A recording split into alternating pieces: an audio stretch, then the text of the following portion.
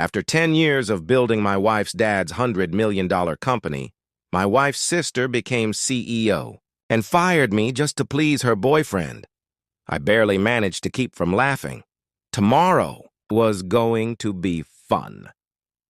Chapter 1. The Firing 10 Years. That's how long I gave to the Delgado family's company. I started in a dusty backroom office with 2 interns and a laptop, managing supply chains, logistics, closing B2B deals. You name it. I worked late nights while my wife Alina begged me to slow down.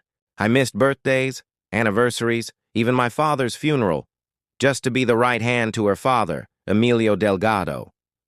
He called me son. Said I was the future of the company. Said he trusted me more than his own blood. Too bad he didn't put that in writing. 2 months ago, he retired. Stage 4 pancreatic cancer.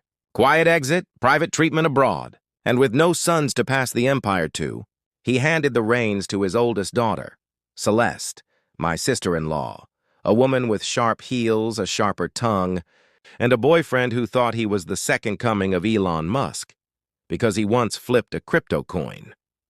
The writing was on the wall from day one.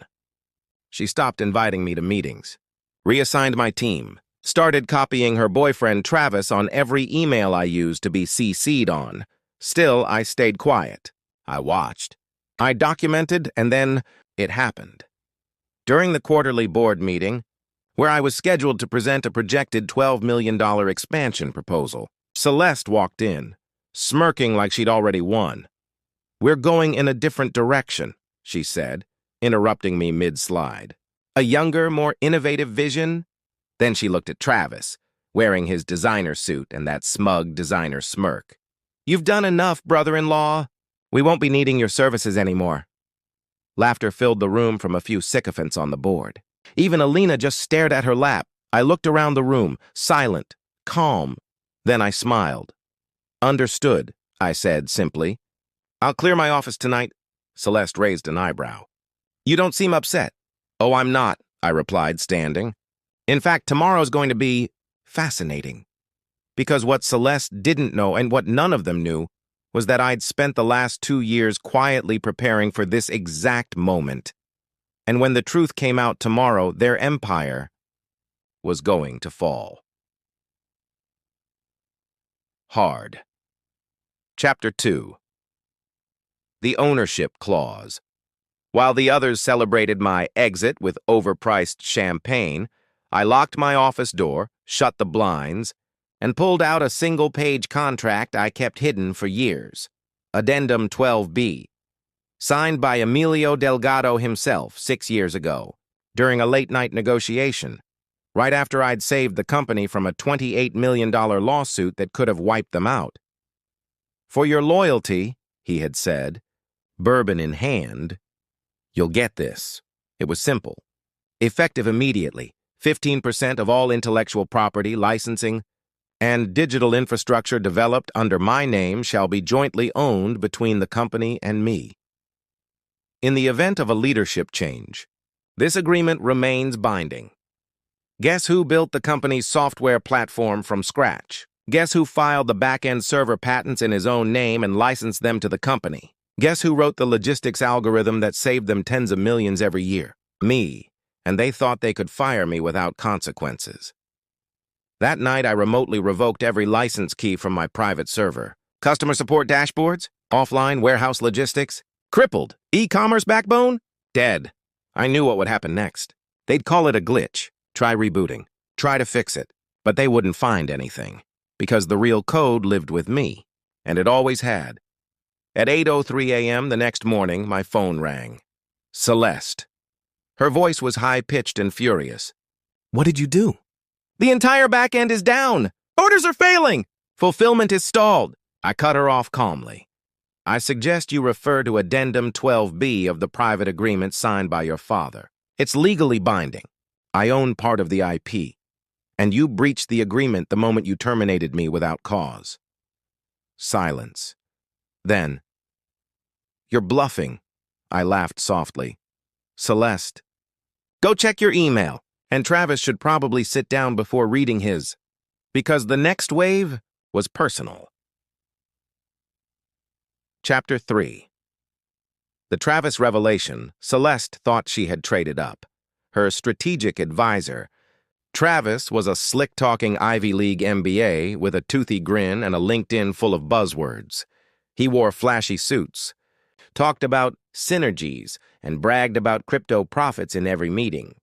But behind that facade, he was a con artist, a sealed record in Nevada, a trail of failed startups, 2 pending lawsuits for misappropriation of investor funds. I knew because I hired a PI 6 months ago, when I noticed him whispering into Celeste's ear during meetings. He wasn't a threat then, but he was a cockroach, and I always track cockroaches. So before I walked out of that building, I left a little parting gift at 9 a.m., just as Celeste tried spinning the system shutdown as a scheduled software audit. An anonymous email hit every major shareholder's inbox. Subject line: "Before you let Travis touch your money, you might want to see this." Attached was a 63-page report. Screenshots of shell company transfers, evidence of $180,000 embezzled from a previous employer, and a recorded phone call where Travis said, "Once I'm in with the Delgado family, I'll drain that company dry." By noon, the board was in chaos. Share prices dropped. Vendors pulled out, and Travis? Gone. Phone off. Apartment cleared out. Vanished. The man she fired me for had just ghosted her. She called me 8 times. I didn't answer. Then she called her father. Chapter 4. The father's return. 5 p.m. An emergency board meeting was called, not by Celeste, but by Don Alberto Delgado himself. He'd been retired 2 years, living on yachts in Monaco. But when he heard about Travis's con and the digital lockdown, he returned like a king summoned by thunder.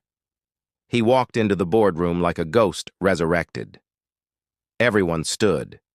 Even Celeste. His voice was calm but deadly. "Where is he?" "Travis vanished," she whispered. "And the man you fired, the one who ran this company for a decade?" "Where is he?" "Trying to ruin us," she muttered. Don Alberto turned slowly to the board. "You were warned," he said. "You spat on his loyalty. You laughed in his face, and now he's the only one who knows how to save this place."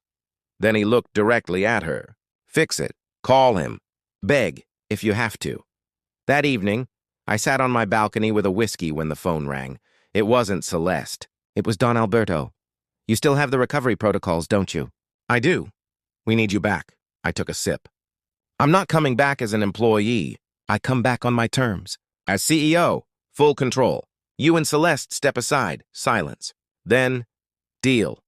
The next morning, I walked into that boardroom in a Navy suit. Not as their errand boy, not as family, but as the man who rebuilt their empire and now owned it. Celeste couldn't even look me in the eye. "My first order," I said, smiling. "Ethical restructuring. And by the way, turn Travis's office into a janitor's closet." "Seems fitting," the board chuckled. But they knew. The king was back. Chapter 5. The golden exit. I didn't come back to stay. I came back to take everything I earned, to expose everything they buried, and leave them with nothing but regret. Within weeks, I cleaned house, reversed shady deals, fired Travis's cronies, restored investor trust. But behind the scenes, I was preparing my exit. 2 months later, I called one final board meeting. "I'm stepping down," I announced. Gasps filled the room. "But before I go, I'm activating the final clause of my contract. I'm a buyout. Because of my co-owned IP, restructuring value, and share options. The company owed me $38 million.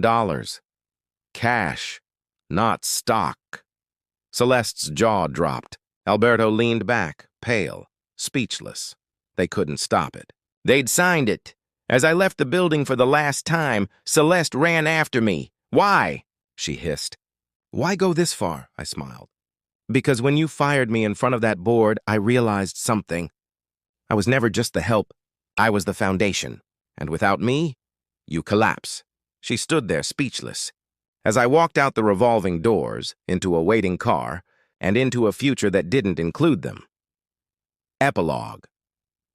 I used part of the payout to launch a venture fund for underdog entrepreneurs. The rest, I used to disappear. to a quiet beach town with someone who saw me not as a tool, but as a partner. As for Celeste, the company never recovered from the buyout. She's now selling cheap consulting packages on LinkedIn. And Don Alberto? Still alive, still silent, but now irrelevant. Was this revenge perfectly justified? Tell us what you would have done in the comments below. Like the story, share it with someone who needs this energy, and subscribe to Madam X for more jaw-dropping tales of betrayal and justice. Because here, every lie has its reckoning. And every betrayal finds its shadow. Stay sharp, stay strong, and stay tuned.